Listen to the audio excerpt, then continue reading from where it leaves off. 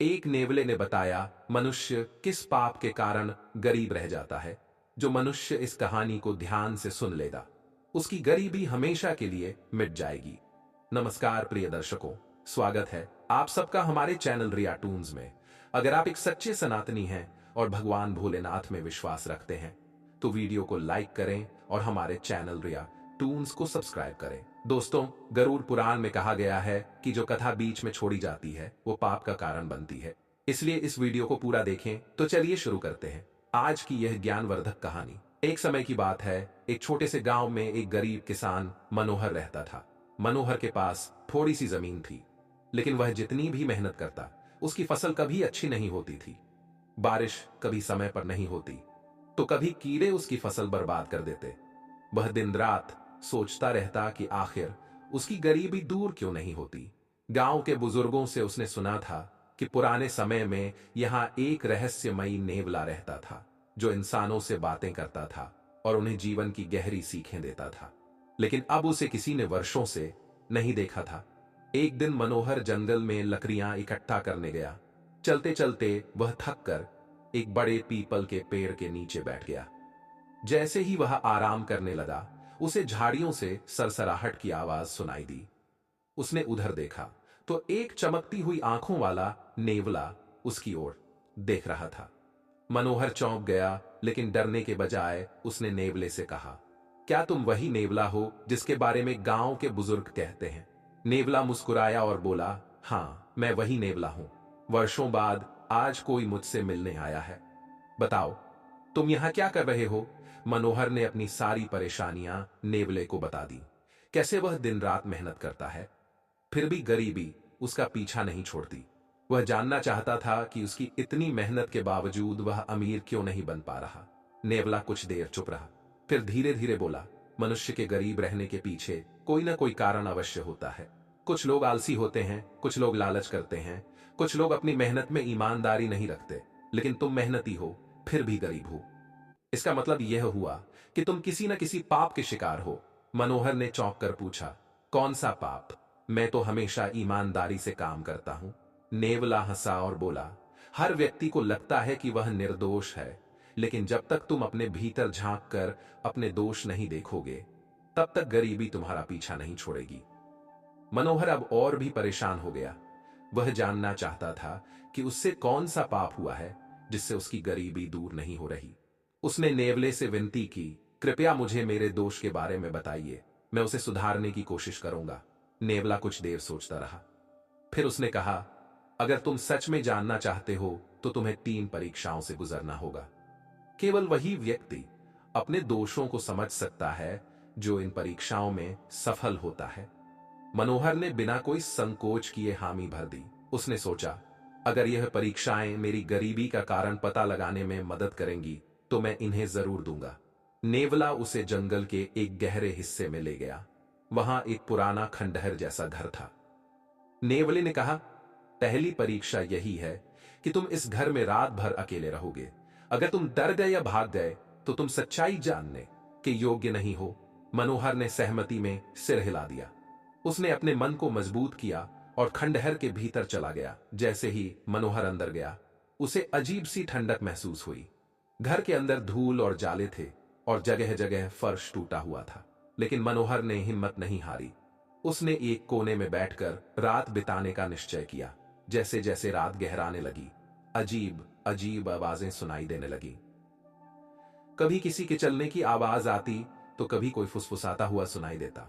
मनोहर घबरा तो गया, लेकिन उसने खुद को समझाया कि यह उसकी परीक्षा है और उसे डरना नहीं चाहिए। रात के तीसरे पहर अचानक उसके सामने एक काले कपड़ों में लिपटा एक रहस्यमयी व्यक्ति प्रकट हुआ। उसकी आंखें लाल थीं और उसकी आवाज गहरी थी। उसने मनोहर से पूछा, तुम यहां क्यों आए हो? मनोहर ने हिम्मत जुटाकर जवाब दिया, मैं जानना चाहता हूं कि मैं गरीब क्यों हूं। रहस्यमयी व्यक्ति हंसा और बोला, तुम जानते हो कि तुम्हारी गरीबी का कारण क्या है, लेकिन तुम उसे स्वीकार करने से डरते हो। मनोहर घबरा गया, मैं नहीं समझा, कृपया साफ साफ बताइए। उस व्यक्ति ने एक आईना निकाला और मनोहर के सामने कर दिया। आईने में मनोहर का अतीत दिखने लगा। उसके वे दिन जब उसने झूठ बोला था, जब उसने किसी जरूरतमंद की मदद करने से मना कर दिया था, जब उसने अपने लाभ के लिए किसी का अपमान किया था। मनोहर स्तब्ध रह गया। उसे एहसास हुआ कि वह हमेशा खुद को निर्दोष समझता रहा, लेकिन उसके अंदर भी कई बुराइयां थीं। उसने कई बार अपने स्वार्थ के कारण दूसरों को नजरअंदाज किया था। जैसे ही उसने यह स्वीकार किया, रहस्यमयी व्यक्ति गायब हो गया और घर में रोशनी फैल गई। सुबह होते ही मनोहर बाहर आया और नेवला पहले से ही वहां बैठा हुआ था। नेवला मुस्कुराया, तुमने पहली परीक्षा पास कर ली। अब तुम अपनी गलतियों को देखने में सक्षम हो, लेकिन यह काफी नहीं है। तुम्हें यह भी सीखना होगा कि तुम इन्हें कैसे सुधार सकते हो। मनोहर ने सिर झुकाकर कहा, मुझे मेरी गलतियों का एहसास हो गया है। कृपया मुझे दूसरी परीक्षा दें। नेवला उसे एक नदी के किनारे ले गया। वहां एक बूढ़ा आदमी बैठा था जिसके कपड़े फटे हुए थे और जो भूखा लग रहा था। नेवले ने कहा, तुम्हारे पास केवल एक रोटी है और तुम्हें खुद भी बहुत भूख लगी है। अब बताओ, तुम इस रोटी का क्या करोगे? मनोहर ने रोटी को देखा, फिर बूढ़े व्यक्ति को। उसकी आत्मा में एक लड़ाई छिड़ गई। अगर वह रोटी दे देता तो उसे खुद भूखा रहना पड़ता, लेकिन अगर वह नहीं देता तो बूढ़ा व्यक्ति शायद भूख से मर जाता। मनोहर के मन में संदेह था, लेकिन फिर उसे आईने में देखे गए अपने पुराने कर्म याद आए। उसने बिना किसी झिझक के रोटी बूढ़े व्यक्ति को दे दी। जैसे ही उसने ऐसा किया, बूढ़ा व्यक्ति मुस्कुराया और धीरे धीरे गायब हो गया। नेवला फिर से हंसा और बोला, तुमने दूसरी परीक्षा भी पास कर ली। अब अंतिम परीक्षा बाकी है, जो सबसे कठिन होगी। मनोहर अभी तक दूसरी परीक्षा के प्रभाव से बाहर नहीं आया था। उसने बूढ़े व्यक्ति को अपनी एकमात्र रोटी दे दी थी और उसकी आंखों के सामने ही वह रहस्यमय तरीके से गायब हो गया था। यह सब देखकर वह न केवल हैरान था, बल्कि भीतर से कुछ बदलता हुआ भी महसूस कर रहा था। नेवला अब भी वहीं बैठा मुस्कुरा रहा था। मनोहर ने उसकी ओर देखा और धीरे से पूछा, मैंने दूसरी परीक्षा भी पार कर ली।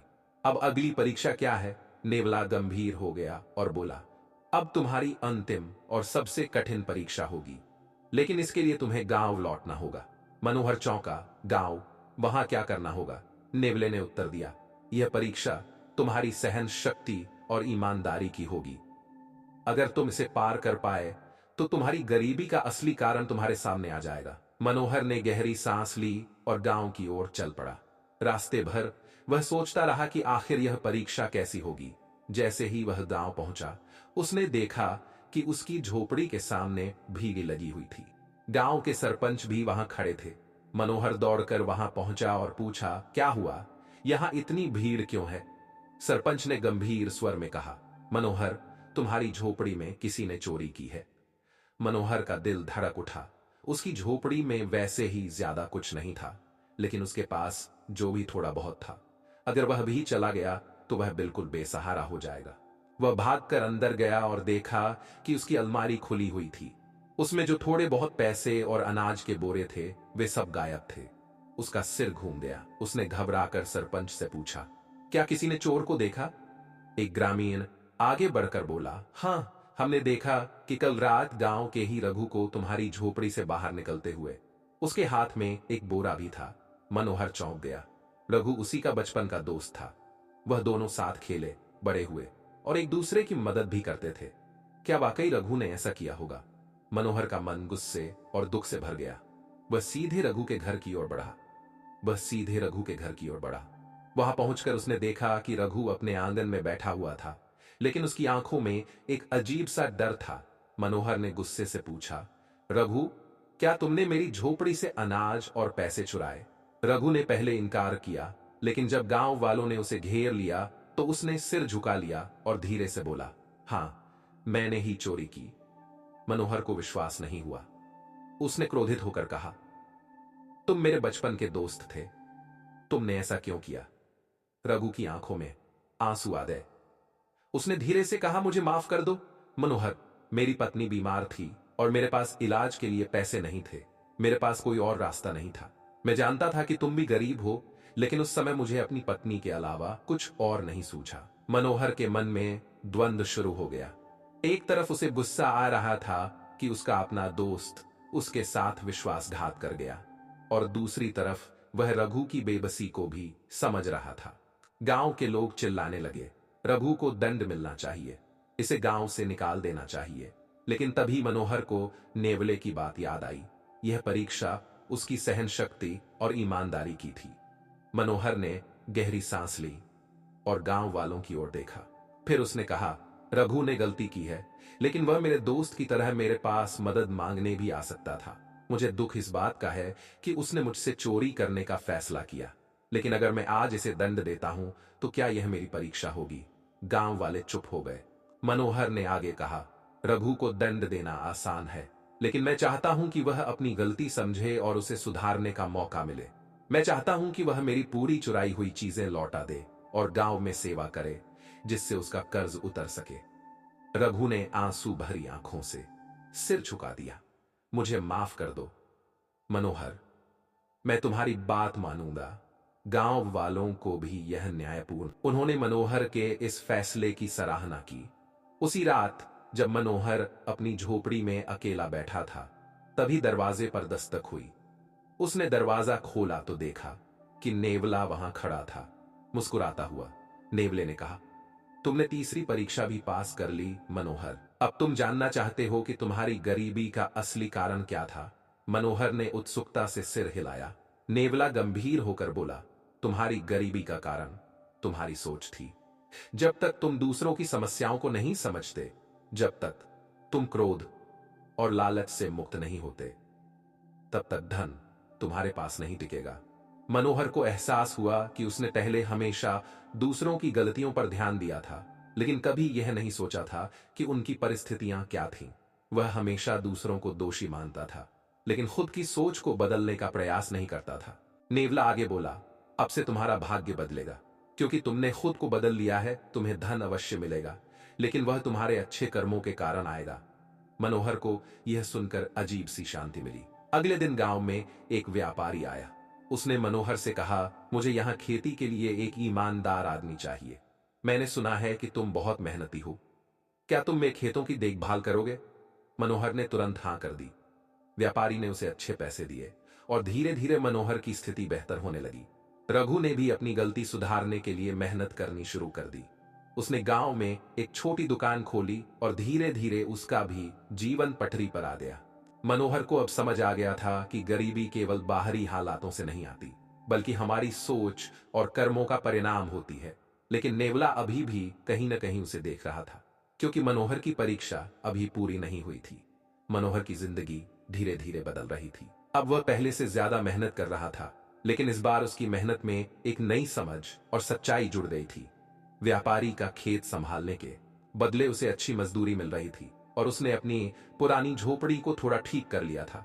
रघु भी अपनी गलती सुधारने में लगा था। उसने गांव में एक छोटी सी दुकान खोल ली थी और अब ईमानदारी से व्यापार कर रहा था। उसने अपनी चोरी की भरपाई मनोहर को कर दी थी और साथ ही गांव के दूसरे गरीब लोगों की भी मदद करने लगा था। लेकिन मनोहर को अब भी यह महसूस हो रहा था कि उसकी परीक्षा पूरी नहीं हुई थी। उसे लग रहा था कि नेवला फिर आएगा और उससे कुछ नया सीखने को कहेगा। एक रात जब मनोहर अपने खेत के काम से लौटकर झोपड़ी में बैठा हुआ था, तब दरवाजे पर फिर से दस्तक हुई। वह समझ गया कि यह नेवला ही होगा।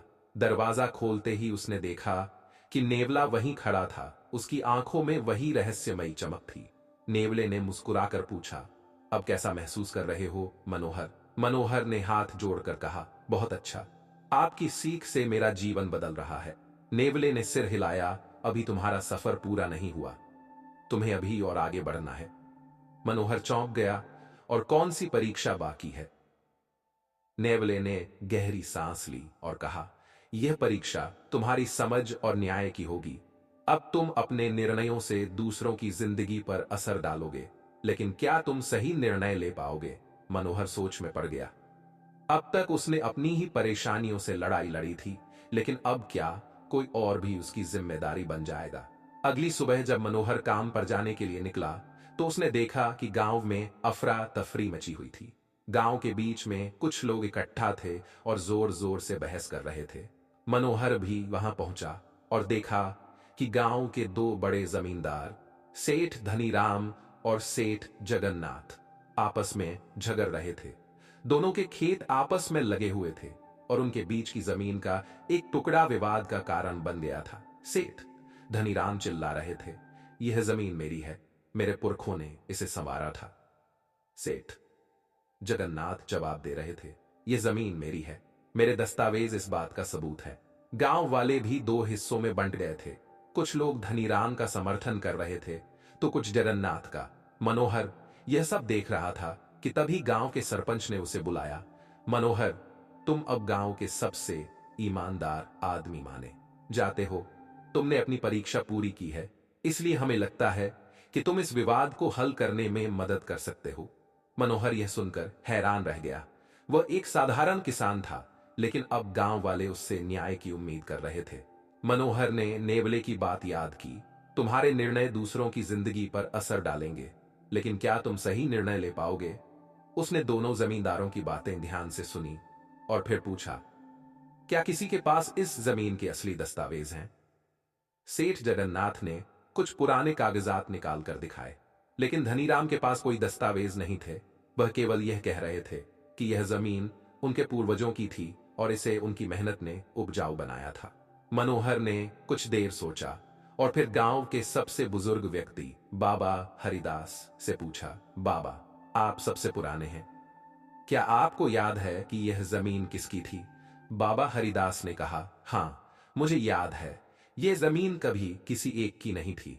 यह गांव की जमीन थी जिसे दोनों परिवारों ने मिलकर संवारा था। लेकिन फिर धीरे दोनों ने इसे अपना कहना शुरू कर दिया। मनोहर ने एक निर्णय लिया। मनोहर ने गांव वालों की ओर देखा और कहा, यह जमीन किसी एक की नहीं है, इसे दोनों परिवारों ने मिलकर उपजाऊ बनाया था, इसलिए इसे दोनों को बराबर बांट देना चाहिए। गांव के लोग सहमत हो गए। सेठ धनीराम और सेठ जगन्नाथ ने पहले इस पर आपत्ति जताई, लेकिन जब गांव के लोगों ने मनोहर का समर्थन किया तो वे भी मान गए। इस तरह एक बड़ा विवाद सुलझ गया और मनोहर को एहसास हुआ कि उसकी परीक्षा वास्तव में कठिन थी, क्योंकि सही निर्णय लेना हमेशा आसान नहीं होता। उस रात नेवला फिर से आया। तुमने न्याय की परीक्षा पास कर ली मनोहर, अब तुम्हें मेरी सबसे महत्वपूर्ण सीख दूंगा। मनोहर ध्यान से सुनने लगा। नेवले ने कहा, मनुष्य केवल इसलिए गरीब नहीं रहता कि उसके पास धन नहीं है, वह इसलिए गरीब रहता है क्योंकि वह अपने अंदर के डर, लालच और नासमझी से मुक्त नहीं हो पाता। तुमने इन सब से खुद को मुक्त कर लिया है। अब तुम्हें गरीबी से डरने की जरूरत नहीं है, क्योंकि तुमने सच्ची संपत्ति पाली है, जो है ईमानदारी, न्याय और समझदारी। मनोहर ने सिर झुका लिया। उसे अब समझ आ गया था कि असली धन केवल सोने चांदी में नहीं, बल्कि ज्ञान और सही कर्मों में है। मनोहर के जीवन में बदलाव स्पष्ट था। अब वह सिर्फ एक साधारण किसान नहीं था, बल्कि गांव का एक सम्मानित व्यक्ति बन चुका था।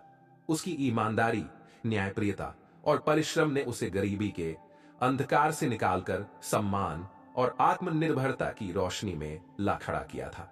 लेकिन उसे अभी भी एक सवाल परेशान कर रहा था। नेवले ने कहा था कि वह उसकी अंतिम सीख देगा, लेकिन क्या वह सीख यही थी कि गरीबी केवल मन की स्थिति होती है, या इसके पीछे कुछ और भी था? एक रात जब मनोहर अपने खेत के काम से लौटकर आराम कर रहा था, तब दरवाजे पर फिर दस्तक हुई। मनोहर मुस्कुराया। वह जान गया था कि यह नेवला ही होगा।